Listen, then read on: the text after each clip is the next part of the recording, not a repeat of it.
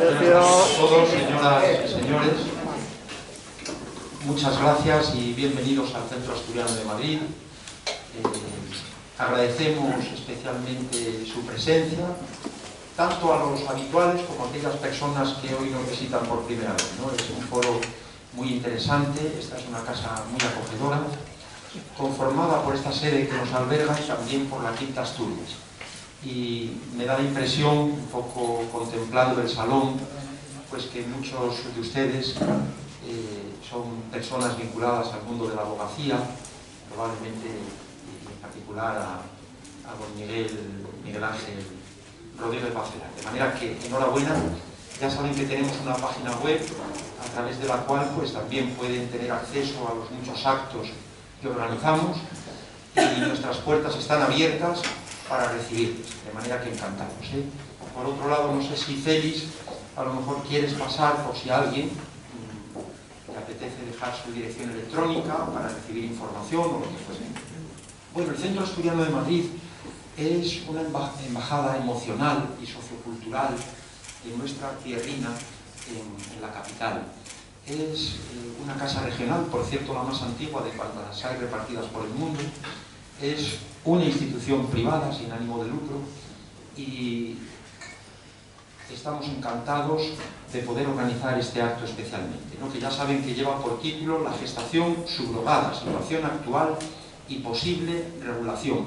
Un tema muy controvertido y muy actual.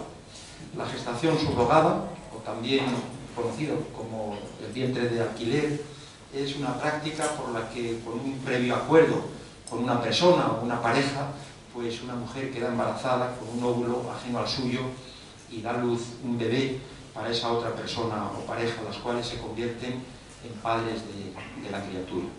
El óvulo utilizado para la gestación suele proceder de la madre intencional o de un donante de óvulos.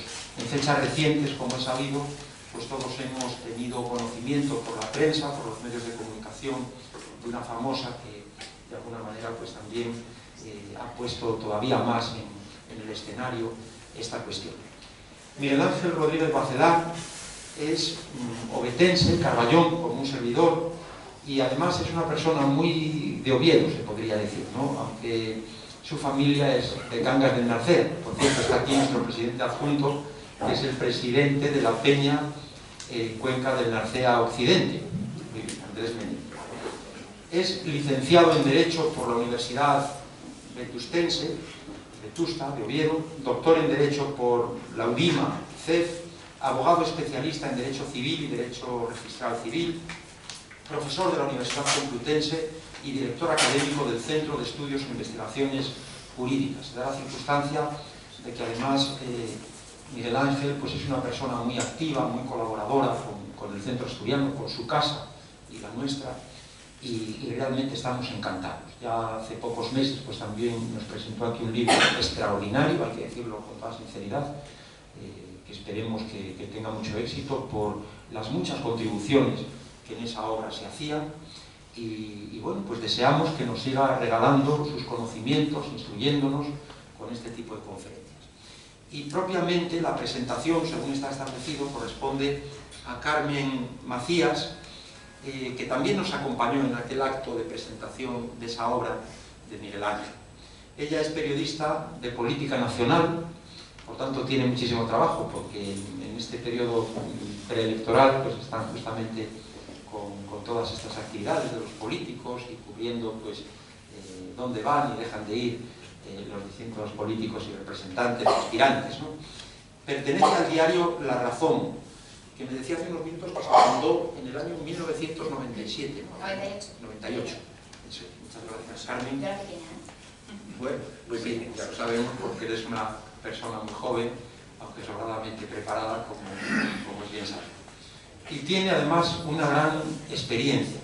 Hará una introducción general sobre el interés periodístico que tiene este tema que hoy nos congrega y va a plantear varias cuestiones que seguramente nos hacemos todos al respecto de esta temática. Y bueno, después pues ya damos paso al profesor Miguel Ángel. Además se da la circunstancia de que Carmen es madrina de uno de los hijos, del hijo de Miguel Ángel, y bueno, amiga suya desde hace más de 20 años. No se puede decir, sería. Pues nada, Carmen, muchas gracias a todos y damos la palabra a la presentadora. Gracias por venir.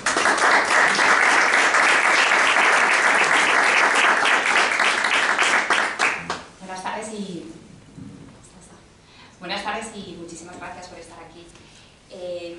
Cuando yo estaba cenando, no hace mucho tiempo, con los compañeros del trabajo, recibí la fotografía de Ana Obregón, la presentadora Ana Obregón, y recuerdo que pensé en ese momento que era una fotografía trucada o por eso de la inteligencia artificial. Y en ese momento se abrió el debate entre los compañeros. A continuación empezaron a llegar los mensajes de los jefes diciendo que buscáramos a los políticos, a ver qué reacción había, que buscáramos a los juristas, a ver cuál era el planteamiento, buscáramos a los psicólogos, a los científicos, a los médicos, a ver qué opinaban de todo esto. Hablando con juristas, parece que siempre el derecho va detrás de los hechos y busca respuestas tras haber surgido el problema. Entonces, la primera pregunta que yo le voy a lanzar a Miguel Ángel es si se puede legislar a golpe de noticia, porque cuando preguntábamos a los políticos en ese momento qué pensaban, ya había muchos que se disponían a abrir el debate para legislar y bueno, pues cada uno se iba posicionando y curiosamente pues los más de extremos estaban en contra y los más hacia el centro estaban a favor. Pero ¿se puede legislar a golpe de noticia? Habría que ver un encaje en nuestras leyes sobre la gestación subrogada. Es importante, es necesario en este momento. Y luego surgen, no solo en los grupos periodísticos, también había muchos debates televisivos que especulaban sobre cómo habían sido los hechos. Aquí no hemos venido a juzgar lo que está bien y lo que está mal. De hecho, yo ya le advertí a Miguel Ángel, que yo conozco a Ana Obregón hace muchos años, y entonces entre las preguntas científicas era ¿con cuántos años se puede ser madre biológica en España? ¿Cuál es la recomendación? ¿Hay legislación? Si no, hay una edad determinada para adoptar. ¿Se puede extraer óvulos espermatozoides post-mortem según nuestra legislación? Porque tenemos que tener en cuenta que, según lo que nos han contado, esto se ha hecho en Estados Unidos. Veo poco factible que se hubiera hecho en España y se hubiera llevado a Estados Unidos. ¿Es un testamento hológrafo o la voluntad suficiente para hacer esto? Legalmente se puede ser madre y abuela al mismo tiempo, como es lo que nos hemos dado según las noticias, porque primero veíamos que era la hija y una semana después era la nieta. Legalmente, no sé si eso, cómo se contempla, si puede ser registrado como abuela oficial de un nieto por subrogada, eso existe en España, cómo se gestionaría. Y luego, no sabría tampoco, muchos tendrían que explicarnos cómo es la figura, es la nieta adoptiva, la abuela adoptiva. ¿Se le exige tener o no tutores en esta hazaña? ¿Y cómo habría que registrar ese menor cuando está en España? Porque yo recuerdo que cuando preguntábamos a los políticos, hubo alguien que nos dijo, bueno, es que cuando lo traiga a España lo van a registrar en el consulado. Y entonces es una niña estadounidense, cuando llegue a España se la pueden quitar. En Estados Unidos es legal la gestación subrogada, pero ¿sería aquí en España un americano no reconocido? ¿Qué figura tendría? Y jurídicamente no sé si tiene más escollos y se ha criticado más la edad de Ana Obregón, si se ha criticado la gestación subrogada, o si lo que se critica en realidad es la publicidad que ha dado de ello en las revistas. Porque a mí me surgía una duda cuando Julio Iglesias, Pacucci y muchos más famosos son mayores y son padres, no se dice absolutamente nada. Cuando una pareja de homosexuales ha tenido un hijo por gestación subrogada, tampoco se ha cuestionado y no ha habido ese boom mediático. Y también cabe recordar que Ana Obregón fue una de las impulsoras hace muchísimos años de que a los menores se les quisiera en los medios de comunicación. Ella en su momento puso una demanda de que las revistas no podían sacar a su hijo y a partir de entonces se legisló para que los menores de edad no pudieran salir sin el consentimiento paterno o materno o de ambos en los medios de comunicación. Entonces llama la atención que ahora pues, esté mostrando tanto a una menor. Y luego también, ¿qué pasaría con el presunto abuelo? ¿Esa menor podría pedir un testamento en algún momento determinado? Cuando sea mayor, sí, no, se puede negar. ¿Ese abuelo existe esa situación? Estas son muchas de las preguntas que yo espero que venga a responder Miguel Ángel. Y quiero destacar, yo de Miguel Ángel le conozco, es verdad, hace muchos años, y en 2010 recuerdo cuando fundó el bufete Barcelar Abogados, y cuando colgaba su primer letrero como abogado y llegaba, me lo crucé hace muchísimos años en la Facultad de Derecho y desembarcaba en Madrid, nunca pensé que llegaría tan lejos. Quiero deciros que él es un jurista especialista en Derecho Civil y quizás en estos momentos uno de los más expertos en muchas materias, sobre todo en lo que tiene que ver al Derecho Civil y Derecho Canónico. Y muchas veces he pensado que la vida pública se lo está perdiendo, aunque les advierto que es una persona que no es nada supersticiosa. También hay una de las cosas que más orgullosa estoy de él y que además le llevó a acaparar muchísimas páginas en los medios de comunicación, y es porque se metió en una batalla y en todas las batallas tienen su épica, y la suya fue ganar batallando por primera vez, nuestro alto tribunal reconoció que un apellido español está en peligro de extinción, como viene a proteger. Es decir, que Miguel Ángel lo que consiguió para sí mismo era proteger el apellido de su madre, que estaba en peligro de extinción, y consiguió que sus hijos lo lleven con un guión, o sea que ahora sus hijos son Rodríguez-Barcelar, y también ahora Alonso, su hijo pequeño, del que soy madrina. Y siempre le he dicho que esto fue un mandato que vino del más allá y que sus padres estarán muy orgullosos de que lo hiciera. Yo no me voy a enrollar más, os dejo con él porque seguro que dará respuestas a todas estas preguntas muchísimo mejor que yo. Muchas gracias, Miguel, te doy la palabra.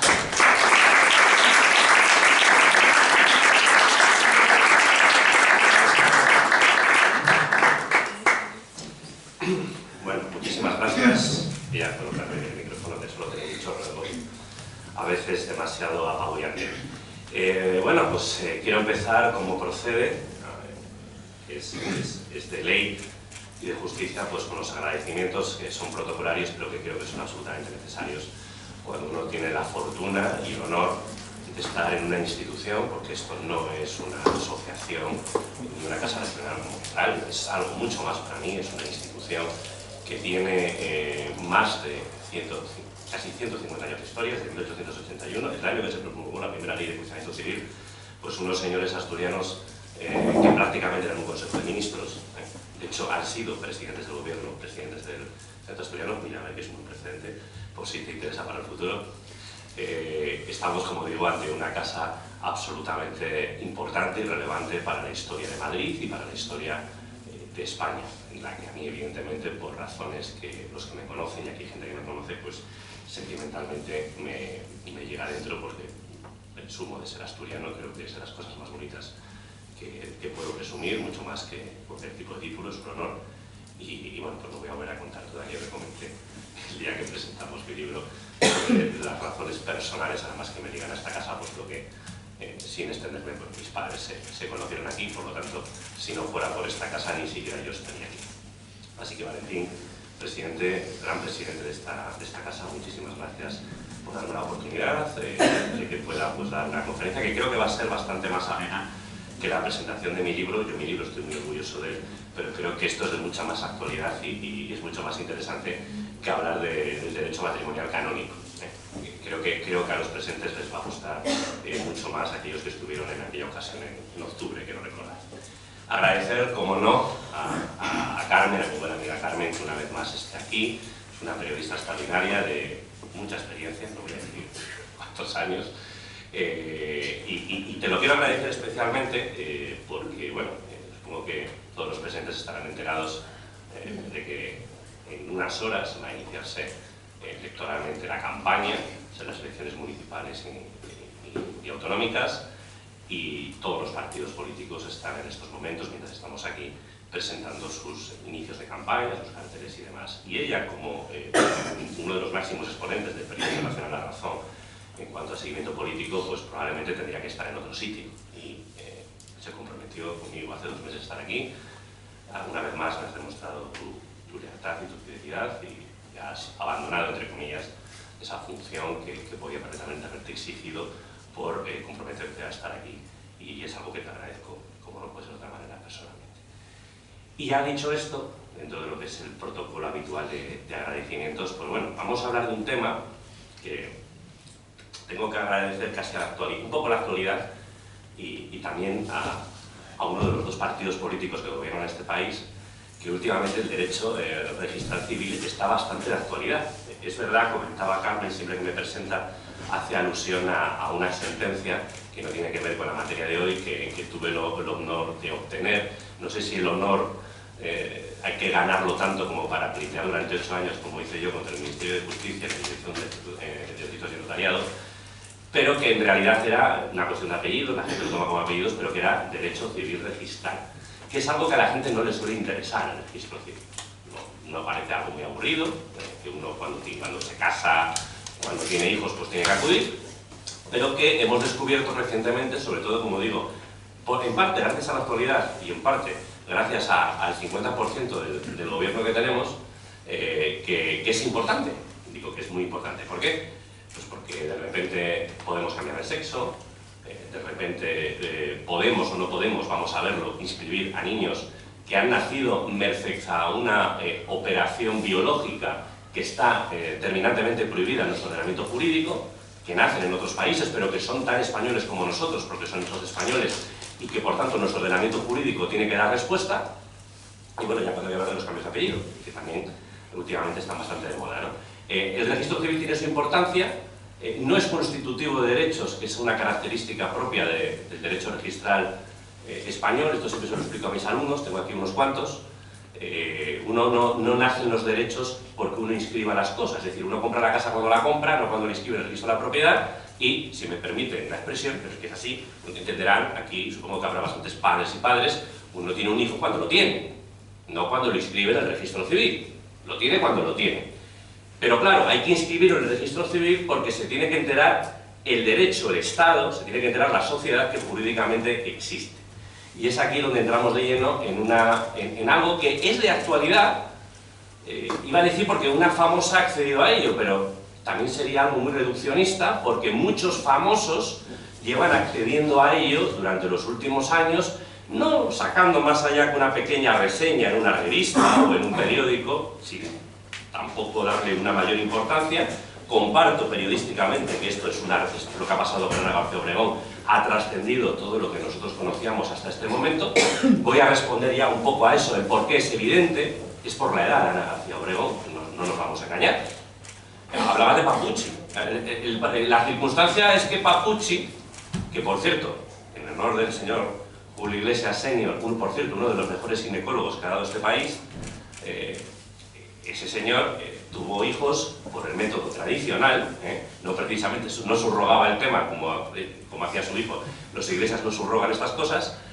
Lo tuvo por el método tradicional, pero lo tuvo con una señora que era bastante más joven que él.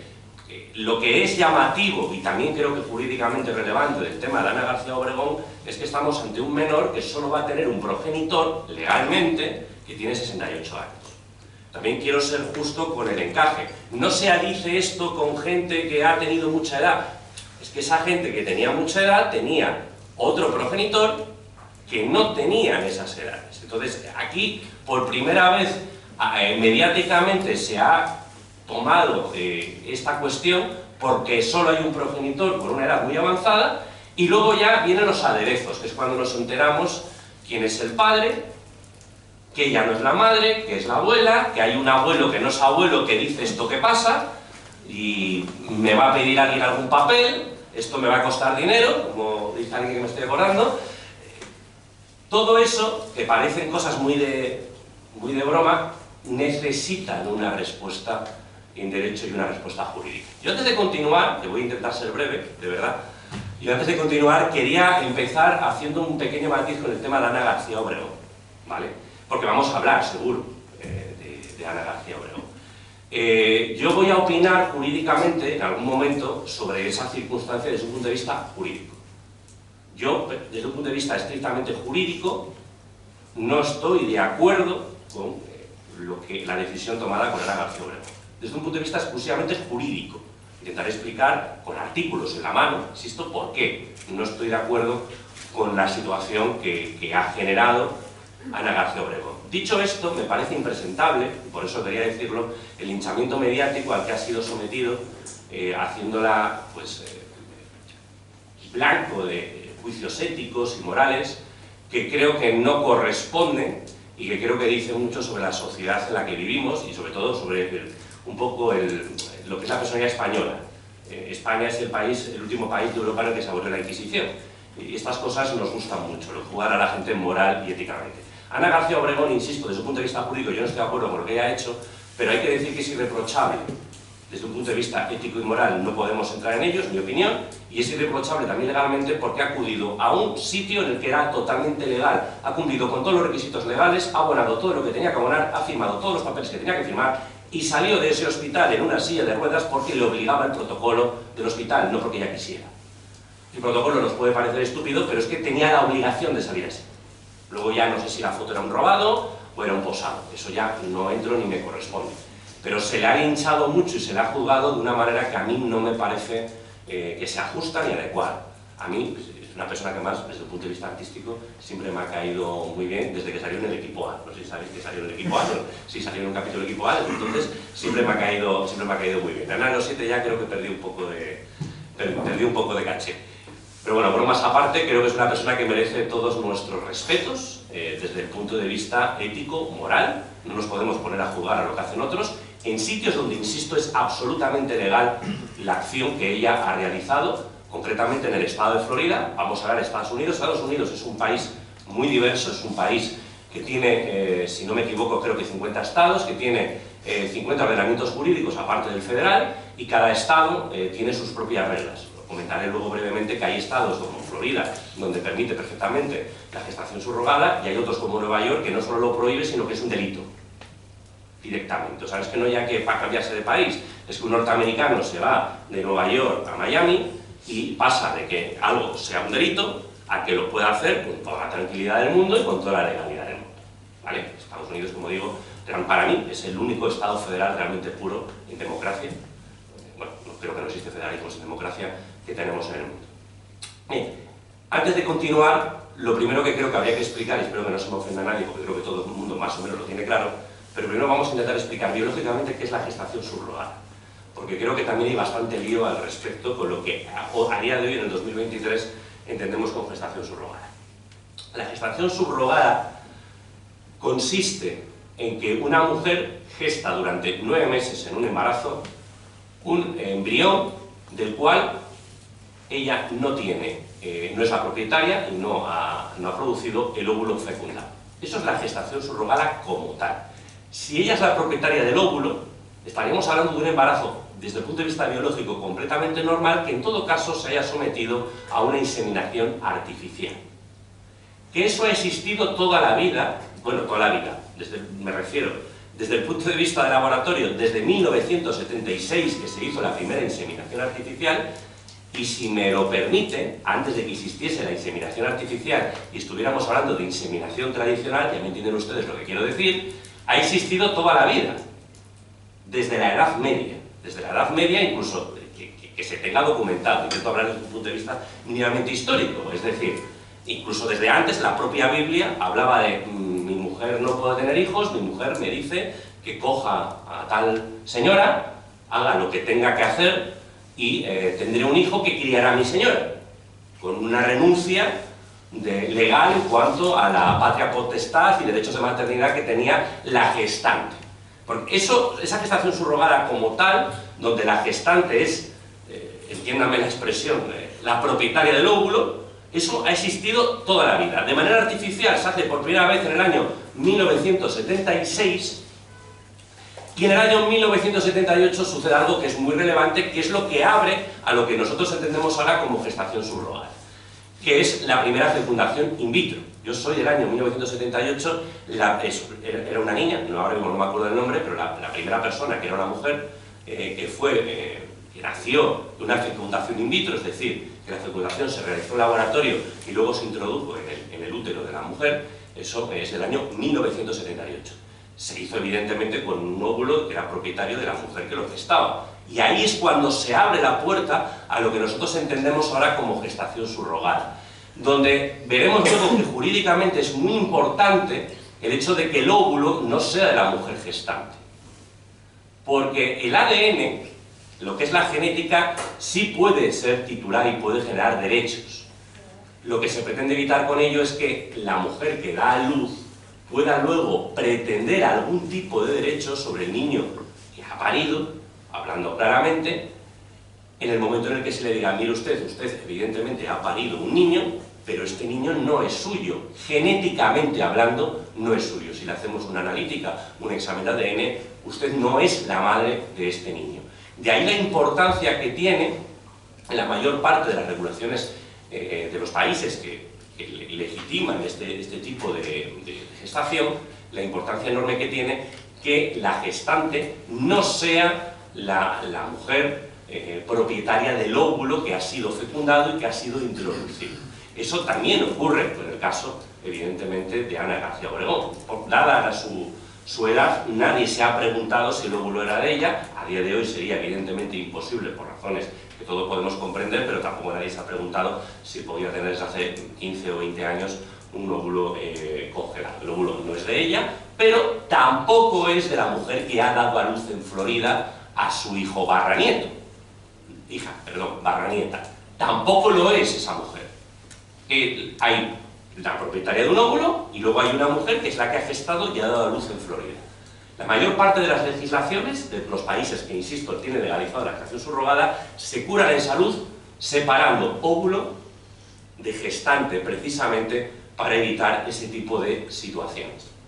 Bien, eso es la gestación subrogada. Luego, puede ser que estemos ante un varón que quiera ser lo que se llama jurídicamente el padre intencional, es decir, el padre, en este caso intencional y biológico, habría una identidad que lo va a ser registralmente, o puede ser un donante anónimo cuando quien acude a este tipo de servicio, veremos ahora si es un servicio, lo pretende hacer en solitario, como por ejemplo también es el caso de Ana García Obregón. En el caso de Ana García Obregón sí conocemos, porque lo ha dicho ella, al propietario del esperma, pero perfectamente podía haber sido un donante anónimo, puesto que legalmente al final es lo que acaba acaeciendo, que es que ella va a criar, quiere inscribir y quiere criar, desde su punto de vista jurídico, a su nieta como hija soltera, entiéndase la expresión soltera, al respecto de que no va a constar otro progenitor en la partida de inscripción. Entiendo que ya evidentemente no consta en la partida de inscripción norteamericana, ya veremos aquí, explicaré también por qué esa niña es estadounidense, y cuando se arregle, me van a permitir un poco la broma, el guirigay jurídico que tiene montado, del que yo puedo opinar solo por lo que veo en prensa, porque es un tema complejo jurídicamente, y ya les adelanto que no debe de ser sencillo, porque no se ha quedado en Florida con la niña porque quiera pasar la primavera allí, sino porque quiere arreglar el tema jurídicamente allí, y no lo tiene atado. En España no lo tiene atado, ni mucho menos, no pongo en duda de que lo tenga atado en Estados Unidos, en Florida, pero en España no lo tiene atado, y están precisamente, entiendo, sus abogados, como es lógico, solventando el asunto para que la niña pueda entrar como ciudadana española, porque en realidad podía entrar ya mañana como ciudadana norteamericana, porque tiene pasaporte norteamericano, al haber nacido allí, luego lo comentaré luego, podía perfectamente entrar sin ningún tipo de problema. Acudiendo a nuestras normas de extranjería, los efectos de, como hija extranjera de española, pues se le daría una residencia sin ningún tipo de problema. Otra cuestión es que ella quiere hacer valer los derechos de española de su hija, lo cual me parece perfectamente legítimo, y ahí es donde sus abogados van a tener que trabajar al respecto.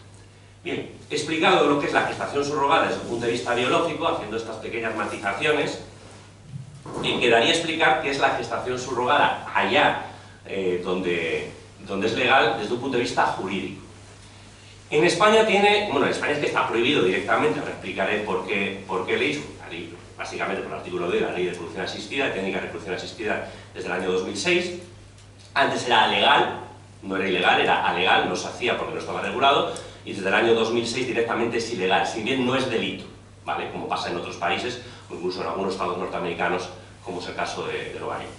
No es delito, pero a día de hoy es ilegal, no es que sea legal, desde 2006 es ilegal.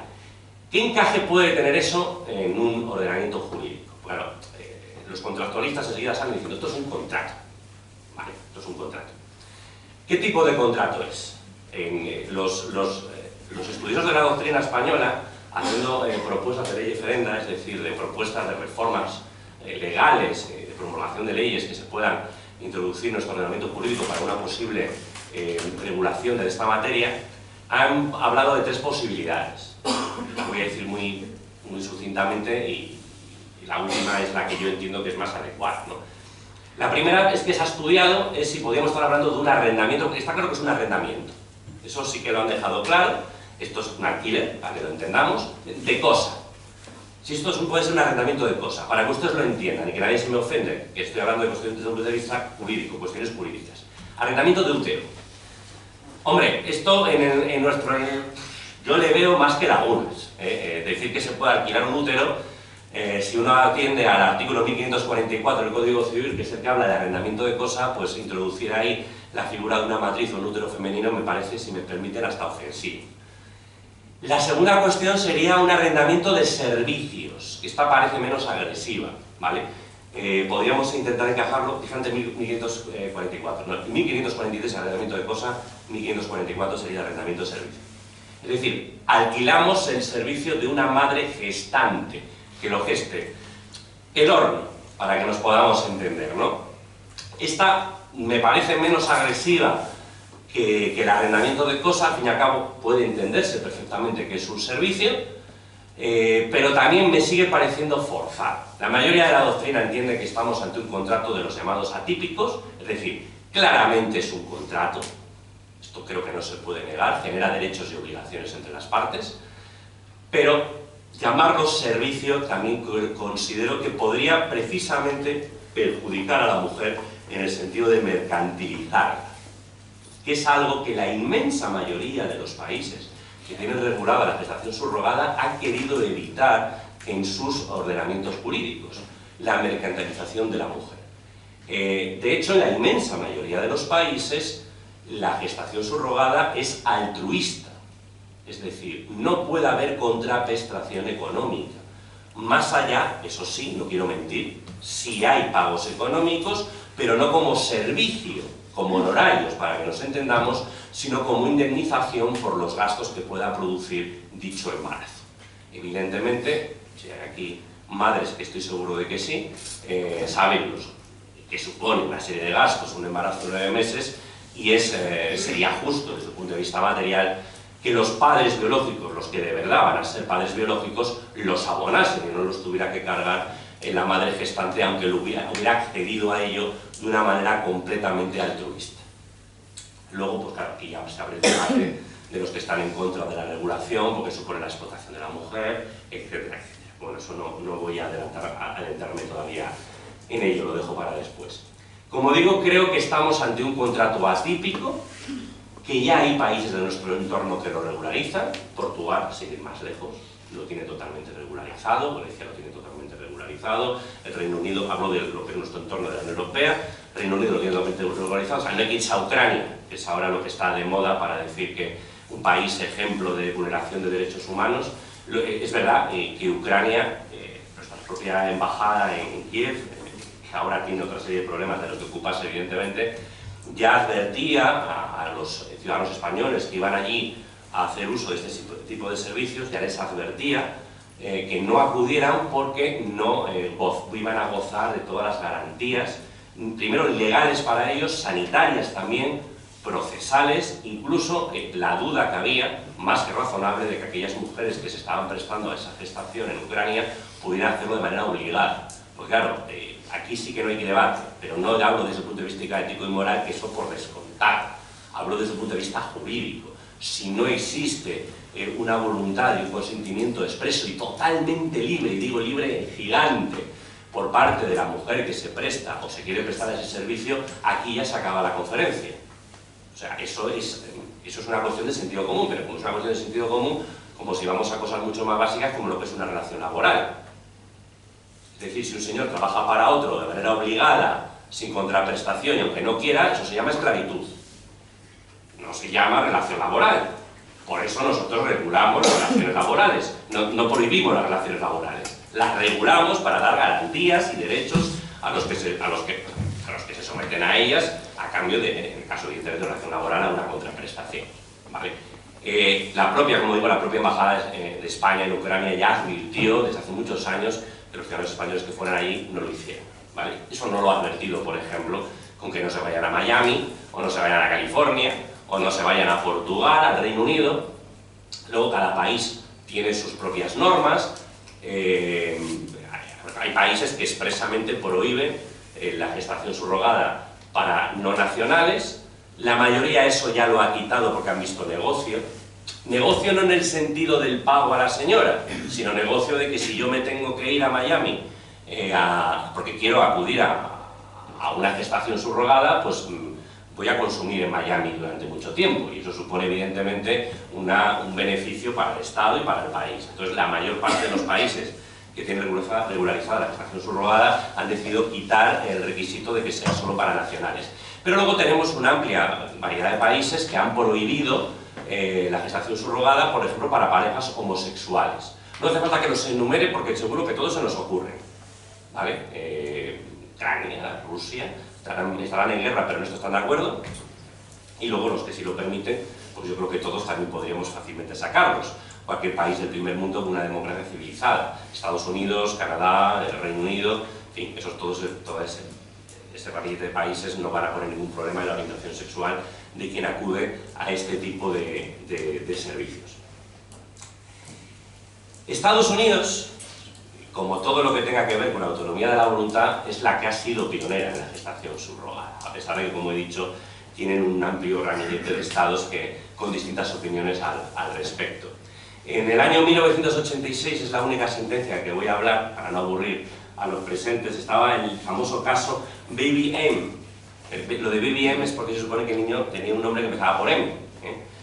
Un juez de Nueva Jersey se saltó cualquier tipo de consideración hasta ese momento sobre lo que eran los límites de la autonomía de la voluntad, y dijo que si había un contrato de unos señores que habían contratado con una señora que si daba a luz a un niño, el niño no era de ella y era de ellos, eso iba a misa. Se acabó, está firmado. Pues entonces todo lo demás me importa un pimiento. Esto pasó en 1986, pasó en el estado de New Jersey, que curiosamente ahora ha endurecido bastante la posibilidad de acudir a este tipo de servicios. No voy a entrar a comentar la regulación de cada estado, porque si no sí que se nos va el tiempo. Y a partir de ahí ya se abrió todo un ramillete en el momento en el cual el Tribunal Supremo de los Estados Unidos dijo que esto no era un tema federal y que esto cada estado se arreglase como quisiera. De ahí que comentaba, tengo aquí una chuleta, pues eso, Florida, California, Arkansas, Delaware, New Hampshire, Nevada, Illinois, se abren completamente a la gestación subrogada, pero no les aconsejo que acudan a Nueva York, Arizona o Michigan, más que nada porque si acuden a una serie de servicios, encima van a acabar en una prisión estatal de los Estados Unidos, que les garantizo que no es algo muy agradable. Porque no es que no sea legal, es que directamente es un delito, ¿no? Es un delito. Miami, quizá por sus características como estado donde se habla mucho español, la cercanía con respecto a los estados que pudiera haber de la costa oeste y demás, pues suele ser un destino bastante habitual por parte de aquellos españoles que acuden a esta serie de servicios, que, según los datos que he estado mirando, que nos han facilitado los consulados, es la nada desdeñable cantidad desde el año 2010 de casi 3.000 solicitudes de inscripción en España. No es un número pequeño, 2.836 desde el año 2010. Los señores cónsules tienen que estar encantados con esto. Estoy viendo a uno que ha sido cónsul, que está sentado ahí atrás. Tienen que estar encantados con esto, absolutamente. Ahora ya te miran todos. Tienen que estar encantados con esto. ¿Por qué? Porque les marean, les generan problemas y les generan problemas de inseguridad jurídica que ha intentado solventar la Dirección General de Registros y Notariado, bajo mi punto de vista, de una manera bastante deficiente. Bien, ¿qué es lo que tenemos en España? Bueno, pues en España en el año 2006, sustituyendo a leyes que teníamos con anterioridad, se promulga la Ley 14/2006 del 26 de mayo sobre técnicas de reproducción asistida, que tiene dos artículos. Realmente el más principal es el artículo 10, que es el que prohíbe la gestación subrogada, pero ahora tiene otro muy famoso, que es el artículo 9, que habla sobre qué hacemos con el semen congelado y de qué manera lo podemos usar post-mortem a la hora de inseminar, porque eso sí es legal en España, cumpliendo una serie de requisitos que, ya me adelanto, Ana García Obregón no ha cumplido en absoluto, pero al fin y al cabo, como lo ha hecho en Florida, pues no ha hecho ninguna ilegalidad, pero vamos, directamente en España no lo hubiera podido hacer. Pero en España sí es legal la concepción post-mortem asistida, sí es legal, no en gestación subrogada, pero sí de manera post-mortem con la que ha sido su esposa o pareja, relación análoga a la fertilidad, porque así lo prevé el artículo 9. Pero entrando por el artículo 10, gestación por sustitución, sin andarnos por las ramas, para que no haya ningún tipo de duda al respecto, nos dice literalmente que será nulo de pleno derecho el contrato por el que se convenga la gestación, con o sin precio, a cargo de una mujer que denuncia la filiación materna a favor del contratante o de un tercero. Se acabó el debate. No es legal, es ilegal. Punto. No hay más. Segundo párrafo. La filiación de los hijos nacidos por gestación de sustitución será determinada por el parto. Hay un principio latino que es el mater semper certa est. Ahora me estáis a disculpar, pero yo el latín solo hablo en la intimidad. No sé si la pronunciación es correcta. Al final, es un latinajo que viene del derecho romano. Esto lo enlazaría con los apellidos. Por si alguna vez alguien se ha preguntado por qué ha existido y sigue existiendo en la inmensa mayoría de los países de nuestro entorno la preferencia del apellido paterno sobre el materno, porque en España tenemos dos apellidos, pero la inmensa mayoría de los países, sobre todo los anglosajones, solo tienen un apellido y siempre es el paterno. Y pues esto no se trata solo de que ahora lo veamos como una especie de machismo sociológico.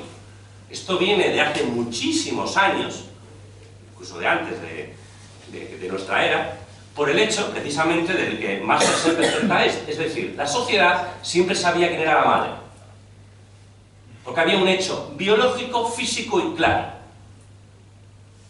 Quien daba luz era la madre. ¿Quién era el padre? Le ponemos el apellido el primero para que se identifique. La rama, el pater familias o lo que ustedes quieran. De ahí viene. Porque la madre está clarísimo quién es.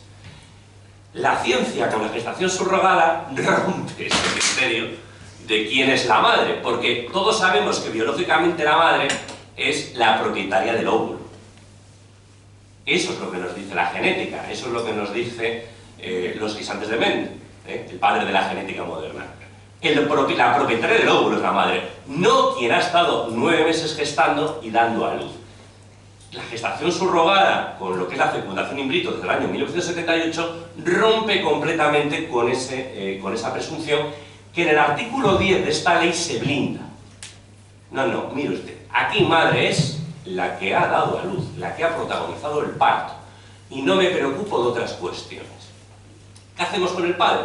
Porque queda salvo la reclamación, el punto 3º de este artículo, que quiere hacer el padre, posible padre biológico, conforme a las reglas generales, es decir, la reclamación de paternidad que está regulada en nuestro Código Civil con el procedimiento que establece la Ley de Enjuiciamiento Civil, la típica reclamación de paternidad, que siempre la solemos ver del hijo al padre, pero que suele ser lo normal, lo mediático, no lo famoso, pero que también hay del padre al hijo, aquellos padres que legítimamente puedan acudir a un tribunal y decir, oiga, este hijo es mío, ¿vale? Y no se meten más cuestiones. Esto es lo que es. Esto está totalmente prohibido en España. Muy bien, pero oiga, ¿y si yo me voy a Miami? Pues si yo me voy a Miami mañana, para cualquier cosa, y compro un billete de autobús en Miami, cuando compro un billete de autobús estoy haciendo un contrato de consumo de adhesión y me estoy rigiendo por las normas del estado de Florida. Y si me voy a un restaurante, lo mismo. Y si me compro un coche, lo mismo. Y si alquilo una casa, por la ley de arrendamientos urbanos que tengan los señores de Florida. Y si allí es legal la gestación subrogada, yo estoy en mi derecho legal, jurídico, de decir, pues pongamos usted en contrato que yo lo firmo.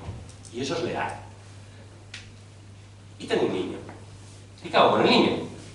El otro día leí en la prensa, es que el problema es que los periodistas, no te ofendas, leyendo artículos, o sea, meten un poco de miedo a veces, dan un poco de miedo. Esto es como cuando se iban a abortar a Londres en el franquismo. No voy a decir el periódico que leéis, pero vamos a ver, no es lo mismo. No es lo mismo. ¿Por qué no es lo mismo? Porque la señora que se iba en 1976 a Londres a abortar venía sola. Pero la señora que se va a Florida y viene con un niño, no viene sola, viene con un niño. Y ese niño tenemos que hacerlo sujeto de derechos y hay que inscribirlo. Entonces, ¿qué sucede? Pues sucede que estos señores que se van fuera tienen hijos. En España rige un principio de jus sanguinis, que significa, en cuanto a nacionalidad, que es que todos los hijos de españoles son españoles. Da igual dónde nazcan. En Estados Unidos no es así. En Estados Unidos tienen la 14ª enmienda. En Estados Unidos son muy de enmendar su constitución. De hecho, los americanos se llaman las enmiendas que el texto original.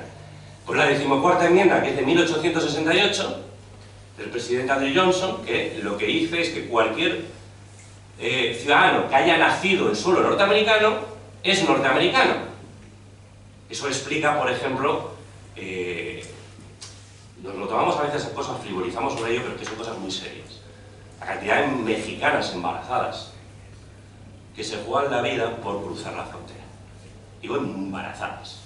Su objetivo es dar a luz en el territorio norteamericano. Porque en el momento en que su hijo dé a luz en el territorio norteamericano, va a ser norteamericano. Y ellas van a ser madres de ciudadanos norteamericanos, lo cual, según las leyes federales norteamericanas, pues tendrán cierta facilidad a la hora de obtener lo que ellos llaman la ciudadanía, que es lo que nosotros entendemos como nacionalidad norteamericana. Bien, eso es lo que va a salvar el caso de Ana Obregón, porque tiene razón, su hija nieta, qué cosa más rara, pero es lo que es norteamericana. Su hija nieta mañana puede entrar en Barajas sin ningún tipo de problema con pasaporte norteamericano, con una madre española. Otra cosa es que yo entiendo que ella quiera hacerlo desde un punto de vista legal, en el sentido de que entre como ciudadana española, para no tener que estar regularizando administrativa, es decir, en cuestiones de extranjería, a su propia hija. Es razonable, lo entiendo razonable. Bien, me nace un niño allí y yo soy español. Entonces, ¿qué es lo que tengo que hacer? ¿Qué me dice mi ley personal? La ley personal es la que da mi nacionalidad. Pues lo que dice mi ley personal es que mi hijo es español. Entonces, ¿qué tengo que hacer? Tengo que ir a registrar. Y ahora voy a explicar el tema del registro, que mucha gente no lo sabe. Cuando un hijo de español nace fuera, ¿a qué registro va? No va a Pradillo, evidentemente. Va a su consulado. El cónsul es como un sacerdote. Es como el cura del pueblo. Es un señor que se ocupa de casar, ahora ya divorcia, te da poderes, te deja votar, y también ahora se encarga de este tipo de cuestiones. O sea, el cónsul vale para todo. Es decir, es el encargado del registro civil consular. Y luego tenemos el registro civil central, que está aquí en Madrid. En el registro civil central aparecen las inscripciones que remiten todos los consulados de España por el mundo, desconozco el número, me da miedo preguntarlo, del mundo. Es decir, me vale el consulado de España en Burdeos y el consulado de España en Wellington, Nueva Zelanda, creo que es el que está más lejos de Madrid. Todos, según inscriben los nacimientos de los hijos de españoles, que son españoles porque les dan el pasaporte acto seguido, lo tienen que mandar al registro civil central. ¿Vale? Eso es un trámite muy rápido que puede durar entre 7, 8, 9, 10, 11, 12... creo que la plusmarca que yo he conocido está en 14 años, ¿vale?, en llegar. Yo siempre le recuerdo a los señores cónsules, que conozco a alguno, que ellos son el encargado del registro civil principal. No podemos estar esperando 14 años a que llegue el papelito, el legajo, aquí al centro de Madrid, a proceder a la inscripción en el registro civil central. Entonces, ellos son los responsables de la inscripción de ese niño. ¿Qué pasa? Que va el señor que ha tenido un niño por gestación subrogada a su cónsul, y le va ¿con qué le va? Y suelen ir, generalmente, de ahí sale la instrucción de la que voy a hablar ahora, solían ir con el contrato, totalmente nulo de pleno derecho en España, solían ir con una partida médica que acreditaba el nacimiento, el certificado médico que acreditaba el nacimiento por parte de parto, ha nacido varón, 4,5 kilos, tal, no sé qué, a las 18-25 horas en el sanatorio tal.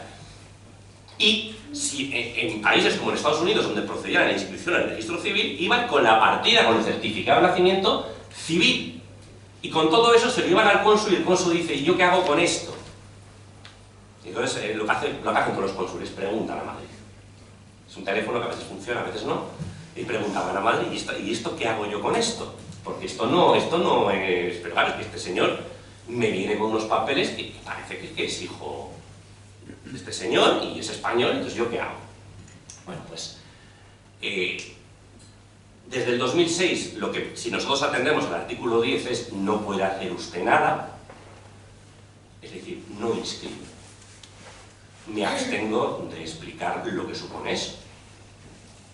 En países como en Estados Unidos, donde, insisto, tienen un criterio de jus loci y le van a dar nacionalidad americana, hasta, bueno, pero vamos a suponer que estamos en un país que no tiene ese criterio, como por ejemplo el Reino Unido. ¿Qué hacemos? Ese niño es apátrida. Y que un niño sea apátrida no es baladí. ¿Por qué? Porque aquí es donde entramos en el interés superior del menor. Quédense, por favor, con esa frase, que los abogados estamos hasta el gorro de ella. Y la ley 1/1996, que en su artículo 2 dice, no les voy a leer el artículo, les voy a explicar llanamente, para los legos en derecho, qué dice ese artículo. Lo que viene diciendo, si me lo permiten de una manera llana, es que por el interés del niño, hasta violamos la ley. Que en realidad no la violas porque tienes el artículo 2 de la ley orgánica que te permite violarla. Por lo tanto, estás cumpliendo el artículo 2 de la ley orgánica 1/1996.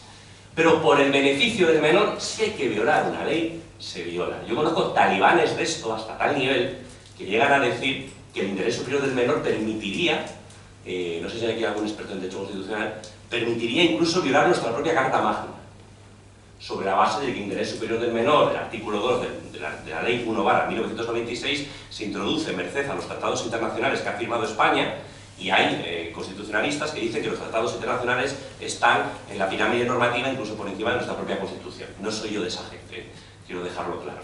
Pero para que vean hasta qué nivel llega el interés superior del menor. Entonces, claro, desde 2006 hasta 2010 se monta un lío de narices, si me permiten la expresión, que hay que darle solución. Y aquí entra la DGRN, que ahora se llama de Seguridad Jurídica y Fe Pública, pero yo la sigo llamando la DGRN porque es más andar por casa, la DGRN que dice, aquí tenemos que hacer algo. A los señores cónsules les tenemos que dar una indicación porque si no nos van a montar una huelga.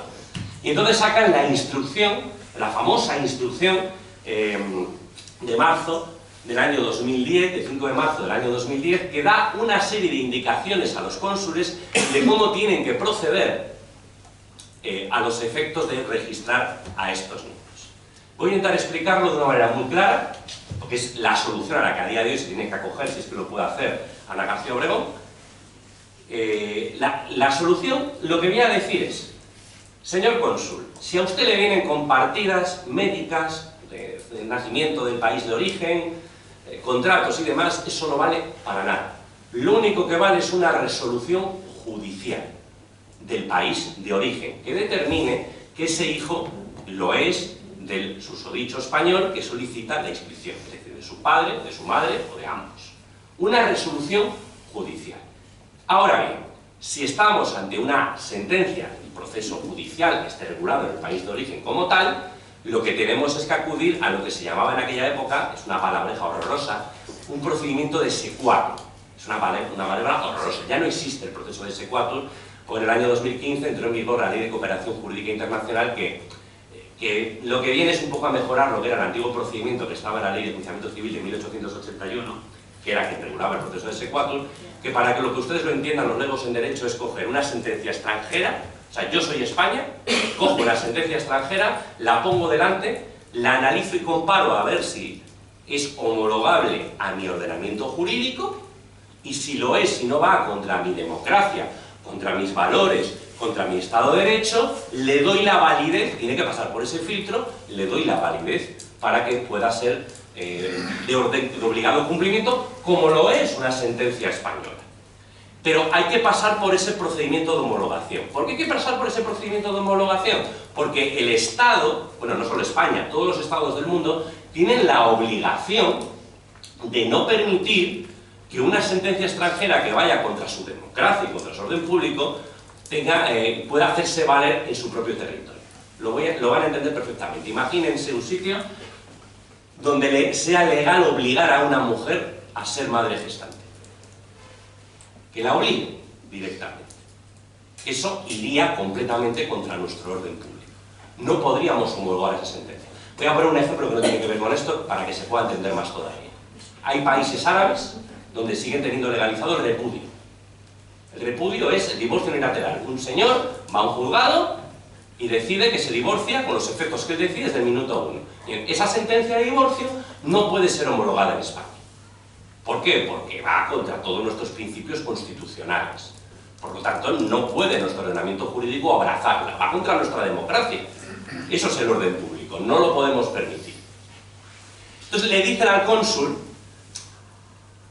tú, si te vienen con una sentencia, les dices que contraten a un abogado en España, que le homologuen la sentencia, y cuando vengas con un auto del juzgado de instancia español que dice, oye, que esto que sí que vale, entonces tú lo inscribes. Y lo inscribes como hijo biológico. Cuidado, que eso no se está diciendo en prensa. Si es así, se inscribe como hijo biológico. Sea o no sea propietario genético, el señor o la señora, del niño que se está procediendo a inscribir. Sea su óvulo o su esperma. Hay una salvedad que le dicen al señor cónsul. Si la resolución judicial con la que vienen procede de un procedimiento judicial de los llamados de jurisdicción voluntaria, ya lo homologas tú de andar por casa. ¿Para qué vamos a molestar a la juez? Bien, ¿qué es la jurisdicción voluntaria? La jurisdicción voluntaria es un procedimiento que existe en todos los países que se supone que es no contradictorio, para que me entiendan los legos en derecho. No es un proceso judicial al uso donde un señor demanda a otro y el otro le contesta y se pegan, lo que llamamos el principio contradictorio, para que el juez decida. Se supone que la jurisdicción voluntaria es que tú ruegas a un juzgado sin demandar a otra persona para que te dé algún tipo de rogativa o favor, autorización a una venta, adopción, protección de un menor, etcétera, etcétera. Yo siempre digo que es una gran mentira la inexistencia del principio contradictorio, porque al final todos los procesos de justicia voluntaria, menos de familia, que son los que yo me muevo, el principio contradictorio, ya les digo yo que existir existe, aunque legalmente no se sienta establecido como tal. Bueno, pues en esos casos le dicen al señor cónsul, con los mismos criterios, que homologue él directamente. ¿Para qué no vamos a andar con otras historias? Tú mira a ver si esto es acorde a nuestro derecho, fíjate que la madre gestante no haya abusado de ella, fíjate que la madre gestante haya tenido un consentimiento libre, fíjate que a la madre gestante no le hayan dado un dinero que tal, o sea, fíjate que hay que se preserven los derechos de la madre gestante y si a ti te parece bien, directamente inscribes. Bien.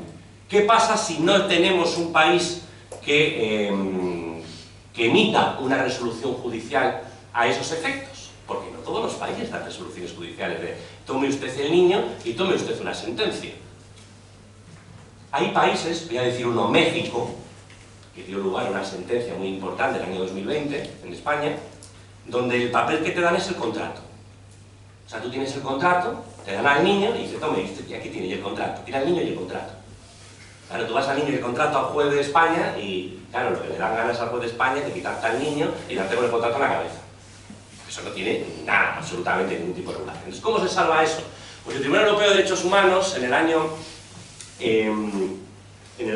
2019, dijo que si uno de los dos progenitores era biológico, la inscripción es impepinable. Biológico en el sentido genético de la palabra, ¿vale? No podemos privar a un menor, porque vulneraría el convenio de derechos humanos, no podemos privar al menor de la inscripción, porque uno de ellos genéticamente es el padre. Entonces, la solución que da el Tribunal Supremo, nuestro Tribunal Supremo, es muy sencilla de entender. Uno de los dos es biológicamente padre, sí, pues no pasa nada. Se va a este señor a la ley de enjuiciamiento civil, hace una reclamación de paternidad, se le inscribe con las pruebas genéticas correspondientes y el otro adopta y se convierte en adoptante, cosa que va a conseguir sin ningún tipo de problema porque el Código Civil de hecho facilita la adopción de los hijos del cónyuge o relación análoga a la afectividad. No va a tener ningún tipo de problema. Pero claro, si ninguno de los dos es padre biológico o no hay padre biológico y no tengo resolución judicial y no puedo adoptar porque tengo 68 años, y la ley dice que tengo que tener 45 como máximo para adoptar, pues lo que tengo es un problema jurídico de 1000 pares de narices y estoy en un hotel de Florida. No sé si me han entendido. Ese es el problema, no que haya una campaña contra la pobre mujer que vuelva a decir que tiene todos mis absolutos, completos y totales respetos. Entonces, al final, la solución que nosotros tenemos a día de hoy es esa instrucción. El 14 de febrero del 2019 la DGRN, me sonrío porque son cosas que solo pasan en España, decidió dictar otra instrucción que facilitaba las cosas. Le decía que el cónsul inscribiese ya libremente. 4 días después la revocó. Me gustaría conocer a algún cónsul que estuviera esos 4 días con esa instrucción, a ver si hizo uso de ella. 4 días duró esa instrucción. Luego sacaron otra instrucción, dije 14 de febrero, 18 de febrero del año 2019, y dijeron, oiga, que no, la instrucción del 18 de febrero la podemos buscar por Google, es muy graciosa, porque dice que queda sin efecto la otra y que nos volvemos a 2010. Algo pasó por el medio que no se sabe muy bien, creo que con tintes políticos, que hizo que la DGRN cambiase de criterio. Recalcar que las instrucciones son instrucciones, no tienen rango normativo. Es una instrucción, ¿qué es una instrucción? Es una circular. Lo que pasa, claro, la hace la DGRN, no la hace el presidente de la Comunidad de Vecinos.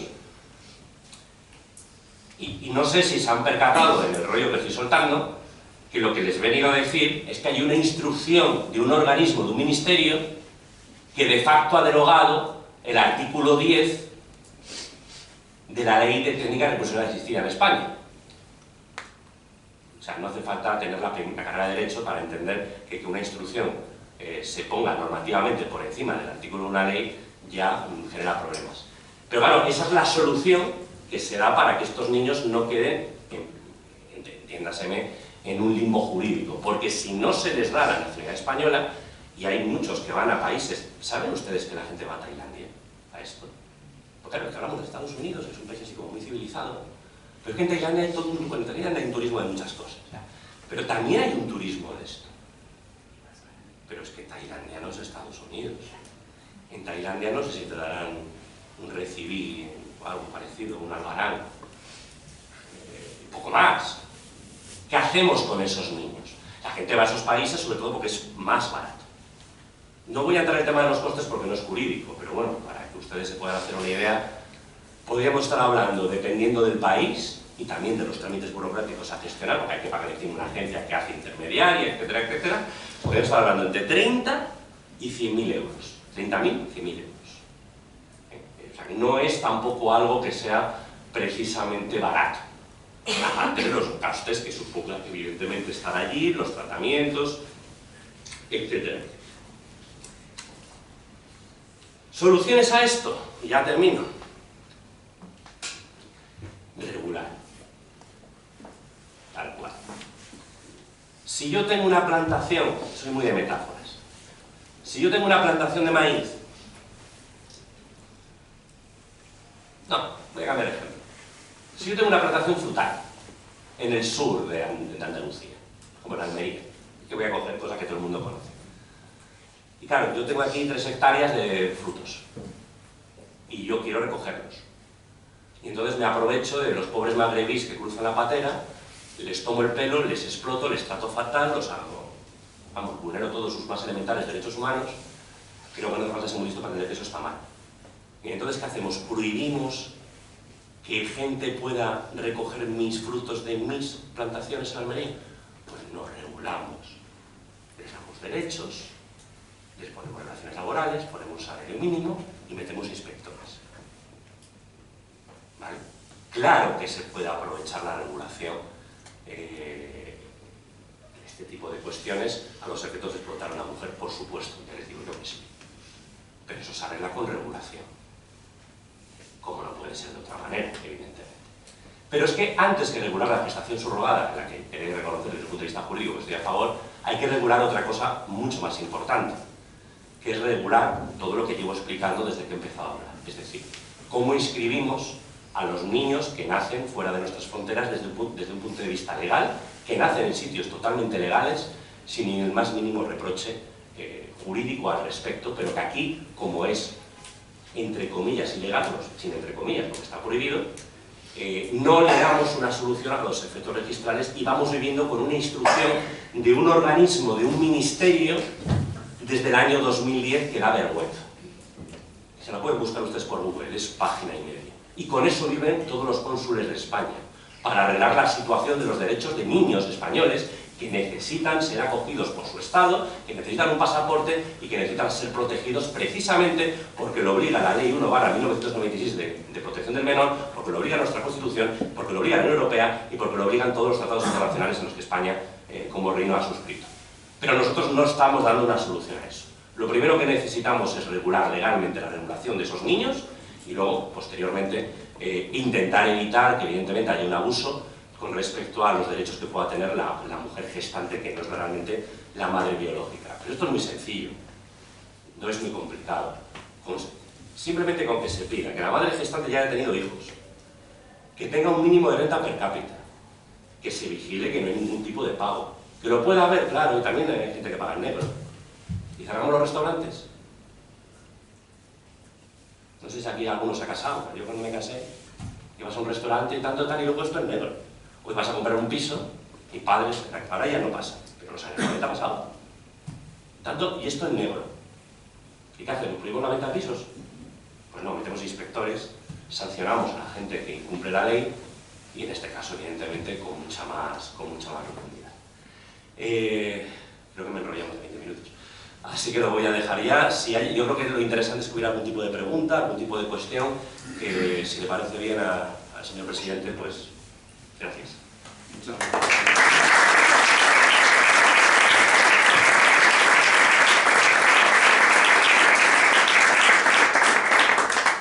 Pues muchas gracias, Miguel Ángel. Ha sido una conferencia extraordinaria y efectivamente puede enriquecerse con un coloquio. Si alguien quiere hacer alguna pregunta, algún comentario, pues tenemos la oportunidad. Adelante. Miguel Ángel, abogas por la regulación de la gestación subrogada y yo te hago una pregunta dirigida de ley referenda de cómo regularías tú esto. Normalmente tenemos a pensar que las cosas van bien y cuando surgen los problemas es cuando de verdad se ve...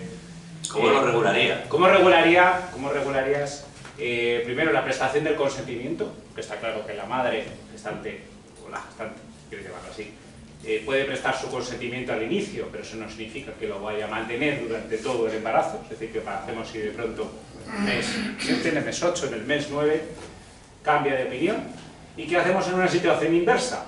Que es que la madre, que la gestante esté gestando ese niño y que cuando da a luz resulta que quien lo ha encargado ha pensado, ha decidido que no quiere hacerse cargo de él, porque ha cambiado de idea o porque el niño tiene algún tipo de deformidad, por ejemplo, congénita. Bien, son muy buenas preguntas. Te voy a contestar la primera palabra que se me ha ocurrido según me las estabas haciendo, que es sancionar. Evidentemente hay que hacer uso del poder punitivo del Estado en ese tipo de casos. Desde luego el consentimiento tiene que ser público. Cuando digo público, bajo fe pública no tiene por qué ser especialmente ante notario. De hecho, yo creo que debería ser ante algún tipo de representante de la administración, porque esto se tendría que tutelar directamente de la propia administración. Es decir, yo no estoy a favor de lo que hacen en Estados Unidos, que dejarlo todo al arbitrio de la autonomía de la voluntad, porque ahí sí que se pueden dar abusos muy importantes. Es decir, esto no es comprar un piso. Vale. Yo creo que aquí se tendría que regular por algún tipo de organismo gubernamental, en mi opinión entiendo que es el Ministerio de Sanidad, para que sea el propio órgano gubernamental el que vigile que se cumplen los requisitos. Hablaba antes de que la madre gestante ya haya sido madre, lo cual minimiza, no evita, pero minimiza los riesgos que estás comentando de que pueda cambiar de opinión o quiera quedarse con el menor, y ya haya satisfecho, digamos, sus necesidades de ser madre, que no necesite el dinero.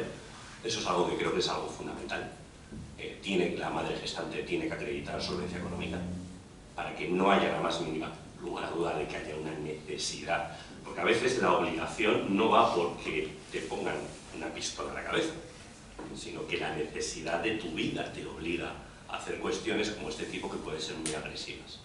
Pero si acreditamos, ahí no me atrevería a decir, el mínimo de ingresos, que eso habría que entrar en profundidad 2 o 3 veces al año mínimo interprofesional, que ya es una cantidad bastante respetable, hablo de 2 o 3 veces, pues ya podemos por lo menos salvar la posibilidad de que esa persona no acuda a ello porque tenga una necesidad, incluso acreditar que no tenga ninguna deuda, ¿vale? O algún tipo de procedimiento ejecutorio que pueda verse que necesita ese dinero por algo, o sea que no lo necesita en absoluto. En cuanto al mantenimiento de la... lo más controvertido, lo que me has preguntado es el mantenimiento del consentimiento y que cambie de opinión. Claro, sobre todo me preocupa más lo último que has dicho, que cambien de opinión los padres, porque no le gusta al niño, esto no es un producto. Evidentemente eso tendría que, no me atrevería a decir cuál, pero tendría que tener una sanción, me voy a mojar, creo que incluso en el ámbito penal. Para mí eso es abandono de menores, porque soy hijo. ¿Vale? Incluso en el ámbito penal, si un padre dice que es que no le gusta, entiéndame, el producto, eso es inadmisible, ya tendría contra los derechos de menor. En cuanto al tema de la madre, creo que ahí sí que no queda otra que dejar muy claro que desde el momento en el cual se inicia el procedimiento con todas estas garantías, consentimiento libre, público, etcétera, etcétera, no pueda echarse atrás.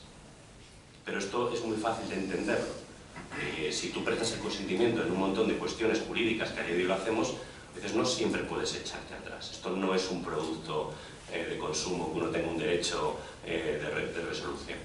No es tan fácil. ¿Por qué? Porque está gestando un niño que técnicamente no es suyo. A ver, yo lo que hago es por romper con el mater semper certa est. Porque yo no estoy a favor de la gestación subrogada con óvulo propio. Porque ahí sí que tiene todos los derechos. Pero si una madre está gestando un embrión cuyo óvulo no es suyo, y perdónenme, es que me ponga muy biológico, muy genetista, ese hijo no es suyo.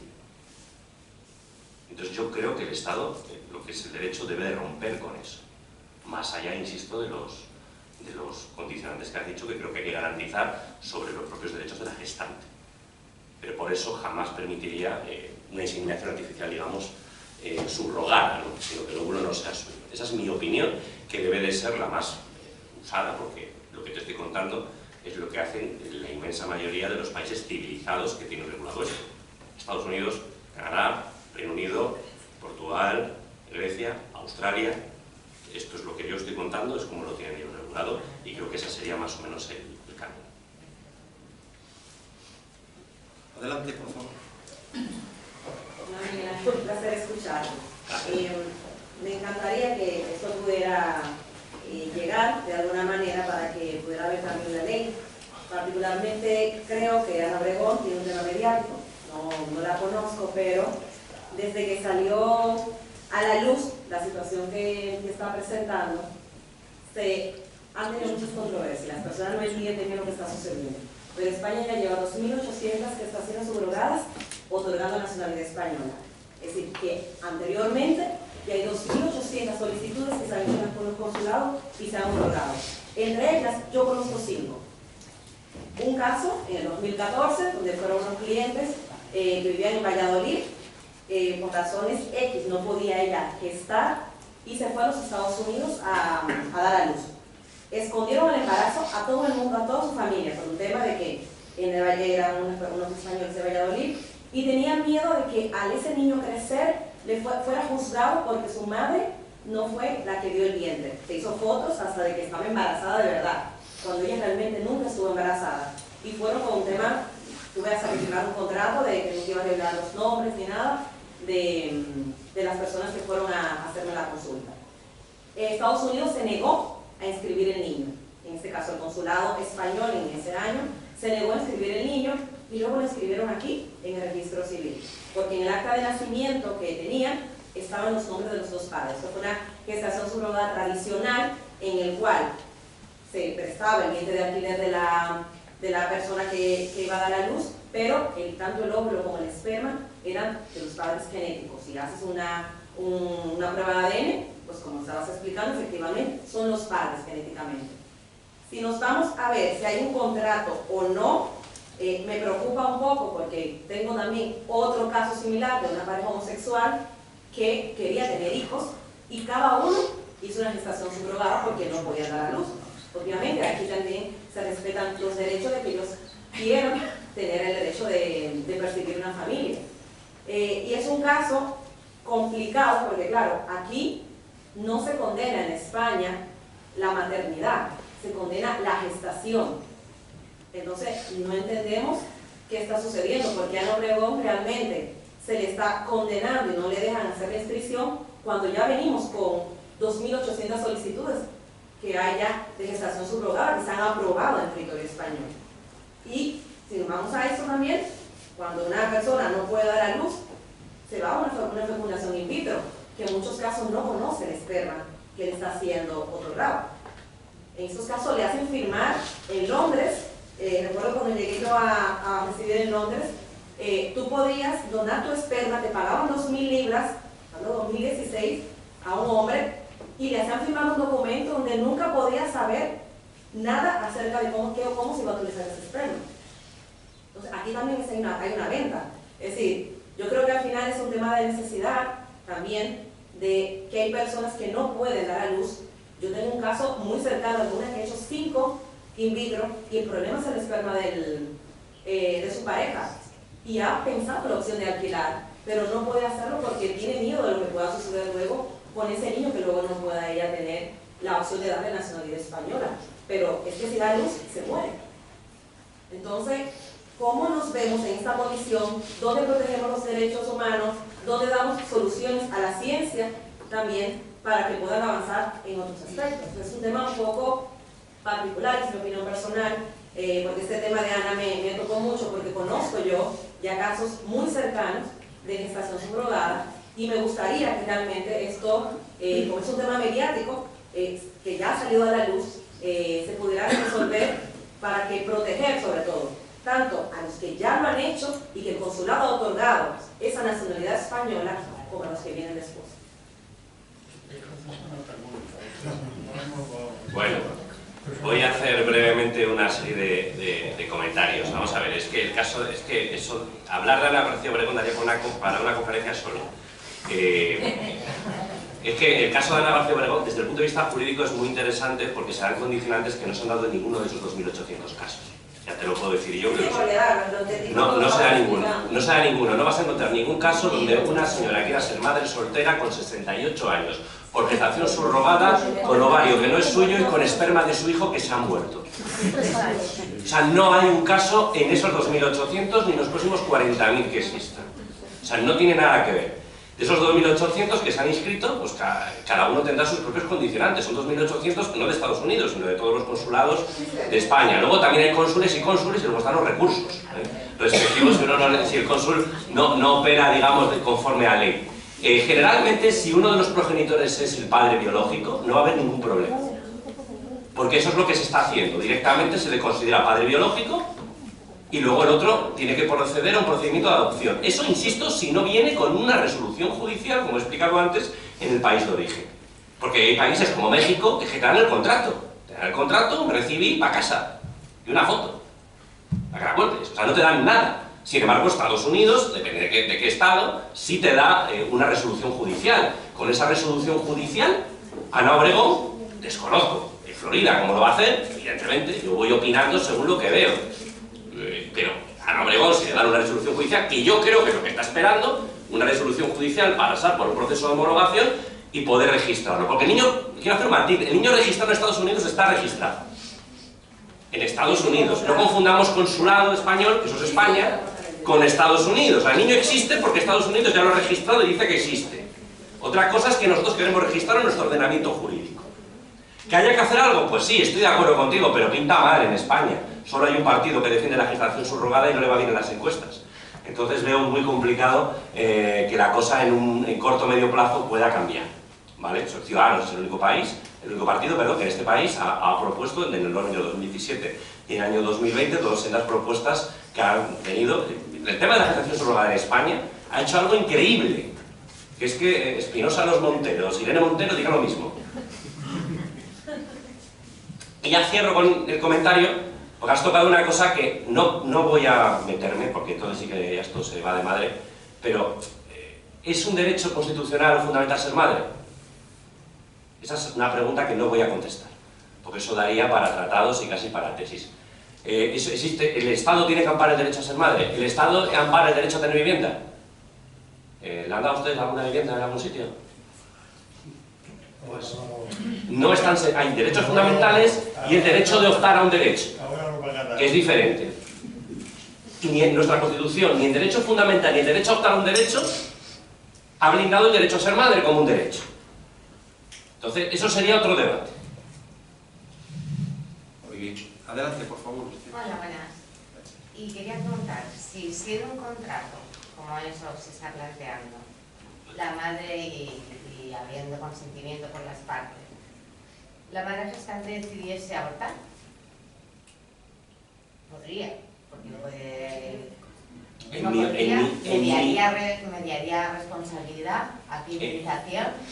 A ver, todo es regulable. En mi opinión, en nuestro país, a día de hoy, con la legislación que tenemos de interrupción voluntaria del embarazo, en los plazos legales debería de poder hacerlo, desde luego. Y entonces mediaría una indemnización. Eso sería otro debate, porque técnicamente no podríamos admitir, al menos en un país democrático como España, una gestación subrogada bajo precio. ¿Vale? Entonces, estás hablando como si hubiera habido una resolución contractual. Ya, pero es una indemnización, eso es un daño moral, ¿no? Un daño... Esto me recuerda a lo de pedir daños morales porque me ha dejado el novio. O sea, no. Los daños morales, cuidado con eso. Que por ejemplo, los gastos a los que se hubiese sometido los padres biológicos, que se hubieran gastado en ese momento, evidentemente entiendo que tendría que resarcirse. Pero no como una indemnización sancionadora de el producto me lo has interrumpido, pues ahora me tienes que indemnizar. No en ese sentido. Pero hay un incumplimiento como... Sí, pero esto no es un producto como tal. Ahora, yo no tengo la menor duda de que si un país como España, como pasa, es que vamos a ver, que ya pasa en el Reino Unido. El Reino Unido está regulada la gestación subrogada, está regulado, como todo el mundo sabe, desde hace muchos años, la interrupción voluntaria del embarazo. Ahora mismo no me acuerdo cuántas semanas lo tienen puesto, pero en el plazo que ellos tienen establecido, perfectamente puede interrumpir. Tú no puedes decirle a una señora que está embarazada por método, digamos, tradicional, que no puede interrumpir, que puede interrumpir su embarazo, pero a la gestante no. Eso no se puede hacer, evidentemente. Si se han realizado gastos en el embarazo, yo abogo porque se tengan que resarcir, pero no más allá de eso. No podemos forzar la máquina en cuanto a los derechos de la gestante. Y también ese es un riesgo que tienen que asumir los padres, digamos, encargantes o solicitantes, que van a ser los biológicos. Muy bien. Adelante, me parece que ya son las dos últimas. La señora de atrás y luego...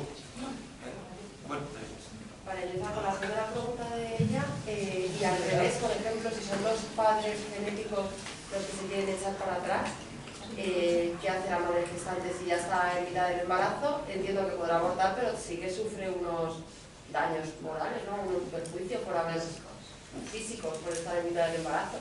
Sí, a ver, aquí podríamos estar hablando de una indemnización de una responsabilidad civil extracontractual, entiéndase de manera típica, por Dios, esto no puede ser un 1902 currículo, pero podríamos estar hablando de una responsabilidad civil extracontractual por los daños que se hayan podido causar. Es que a mí, a ver si me entendéis, que hay gente que le da clase. La expresión daños morales no es algo que a mí jurídicamente me guste porque genera mucha inseguridad jurídica, ¿vale? Que no digo que no los pueda haber, pero yo me intento abogar más por lo que es la valoración del daño cierto, ¿vale? Si esta señora, durante el tiempo que ha acaecido, ha tenido que sufrir una serie de cuestiones o de daños, pues se le tendrá que indemnizar. Y vamos a suponer que se echan para atrás después del plazo legal para interrumpir el embarazo. Pues a lo mejor, evidentemente, sí tendrán que abonar ciertas cuestiones relativas a su manutención. Si en nuestro ordenamiento jurídico ha dicho el Tribunal Supremo que un padre se le puede retirar la patria potestad en casos muy graves, pero que en retirada de la patria potestad tiene que seguir pagando pensión alimenticia,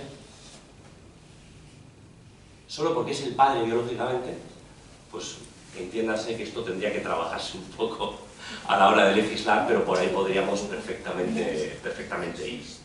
Me estoy acordando, y ya termino, de un caso de responsabilidad civil extracontractual de un señor que se enteró que no sé cuántos hijos tenía, que no eran suyos. No le hacía gracia, ya le digo yo que no le hizo gracia. De eso que vas a la típica revisión al médico y te dicen ahí a tus 50 años que eres estéril. Y entonces, como dice el chiste, ahora ¿cómo se lo cuento yo a mi mujer? Bueno, pues ese señor llegó al Supremo, accionó un 1902 de responsabilidad civil extracontractual en sentido legal, pero no por los daños morales, sino es que yo he estado manteniendo aquí a unos señores que esto me ha costado dinero. Es diferente. Yo iría más bien por esa vía. Y quedaba una última, no me acuerdo bien. Sí, adelante.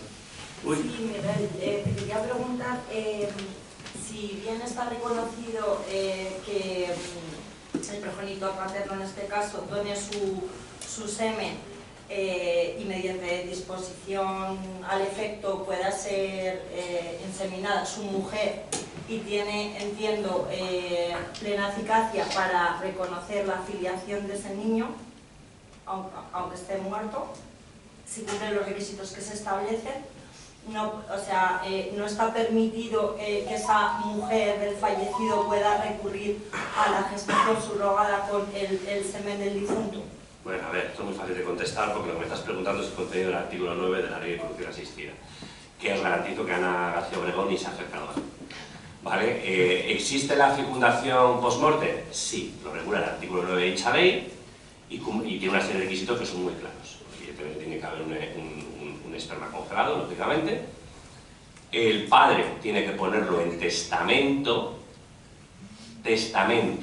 no una carta de manifestación de intenciones ni nada por el estilo. Testamento, tengo que decir que cuando digo testamento, me vale que el testamento sea hológrafo, una vez que cumpla los requisitos por autorización pertinentes por parte de la autoridad competente, o sea, puede ser hológrafo, digo por la famosa cosa de que decía Ana García Obregón, es que era un testamento hológrafo, porque nos lo dijo, y luego, que yo me percaté de un tema, que nunca había leído tanta prensa rosa como estos días. Decía la pobre mujer, es que hay un testamento hológrafo porque me lo dijo mi hijo delante de no sé cuánta gente. Y luego llegó su exmarido, abuelo de la criatura, y dice, se ha equivocado, porque yo no digo que no haya testamento hológrafo, recargaba Alejandro Lecchio, pero un testamento hológrafo es escrito, no una manifestación. Y ahora, yo dándole vueltas, dije, creo que aquí se ha confundido testamento hológrafo con testamento en peligro de muerte. Que yo creo que lo que hizo Alejandro Lecchio fue un testamento en peligro de muerte, que no necesita que sea redactado por él y que lo puede hacer sin notario ante 5 testigos. Que es a lo que me suena a mí. Que eso también es válido, por esos 5 testigos, bueno, luego es un follón que les voy a contar, porque esos 5 señores tienen que ir a testificar, a jurar y a perjurar de que existe ese testamento, etcétera, etcétera. ¿Vale? Yo creo que los temas iban por ahí. Pero tiene que haber un testamento que diga eso, y luego, durante los 12 meses, es decir, un año después del fallecimiento, se puede realizar la inseminación a solicitud de la esposa o pareja de hecho, no de la madre. 3 años después, montando un lío jurídico que para qué les voy a contar. Porque claro, y Alejandro Lecchio, el hombre habrá ido a su abogado, porque tendrá abogado, la gente tiene abogado. ¿Y esto ahora qué pasa? Porque Ana Obregón va a ser madre, no abuela. De padre no reconocido, le ha puesto no sé cuántos nombres. En Estados Unidos le ponen nombres de llenar papeles. Dice, luego le he puesto de apellido Obregón. Hombre, es que no le puedo poner de ningún padre. Porque el padre, que sabemos quién es, legalmente no puede ser el padre. Por lo tanto, no veo yo a la niña. ¿Cómo se llamaba la niña? ¿La niña se llama Ana? Ana Sandra. Ana Sandra. Le puso Ana. Pues a Anita Junior no puede llamar cuando tenga 18 años a su abuelo Alejandro, oye, es que no es su abuelo. No es su abuelo y no puede presentar una demanda de paternidad. ¿Contra qué? Si la inscriben como adoptante, porque no hay ningún progenitor biológico vivo, si la inscriben como adoptante, es que no existe padre, no se puede hacer una reclamación de paternidad, porque cuando hay una adopción no puedes investigar ni tener ningún derecho, hay una renuncia total de la familia biológica. Y si la inscriben como madre biológica, ¿quién es el padre? El padre es no conocido. Porque ya lo último, y aquí ya termino, es que me venga una autoridad y me diga que como el padre es conocido y le hago yo una prueba genética, la inscribo como hija de una señora con su hijo. Y entonces ya sí que, miren, no, o sea, eso va contra el ordenamiento público, el constitucional, el del Imperio Romano y de la época de la República de las 12 tablas. O sea, eso no creo yo que haya un cónsul que tenga tan mal día o haya desayunado un yogur caducado como para avalar eso. Y mucho menos nuestra autoridad judicial, vamos, de ninguna manera. Porque es que es la única manera en la que la niña podría acceder a los derechos del abuelo. Pero ¿cómo vamos a inscribir a una niña, hija de su hijo? Es que no sé ni decirlo, o sea, por esto es interesante el caso. No hay un linchamiento porque es mujer. Eso no es verdad. O sea, mi opinión, vamos, no es verdad. Sino porque no vamos a encontrar un caso sin mirar ni por asomo. gracias. No sé si alguien había levantado la mano por allí. ¿Alguien que no lo haya hecho? Sí, brevemente, por favor. Miguel Ángel, una pregunta. En la ley establece que por estar fallecido él no puede hacer la declaración. No lo conocí. No te he entendido, perdón. La ley establece que el esperma de la persona fallecida, que es el padre, no puede darle el derecho al apellido.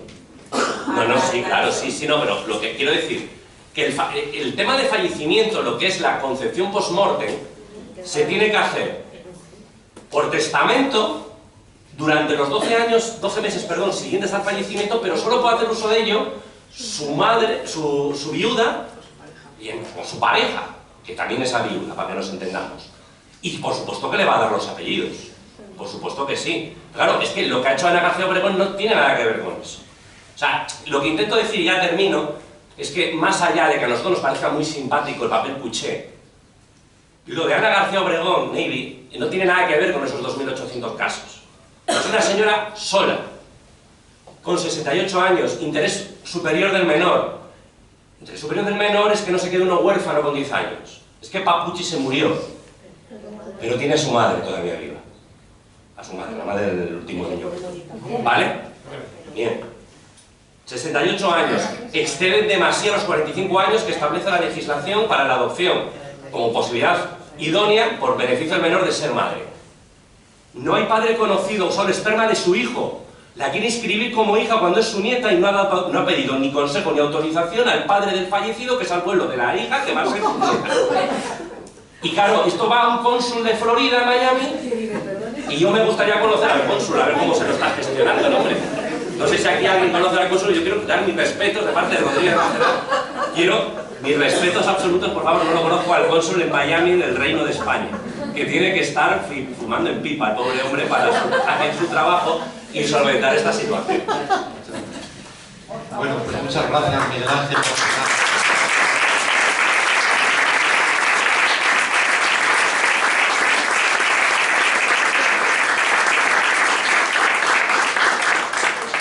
Por esta extraordinaria conferencia sobre un tema tan controvertido, obviamente, y además esperamos que sigas viniendo aquí a exponernos esos temas que tienes pues tanto conocimiento y además lo haces también, ¿no? Muchas gracias a todos, muchas gracias también a Carmen, la presentadora, que lo ha hecho muy bien y además es habitual en esta casa, y les esperamos. Muchas gracias.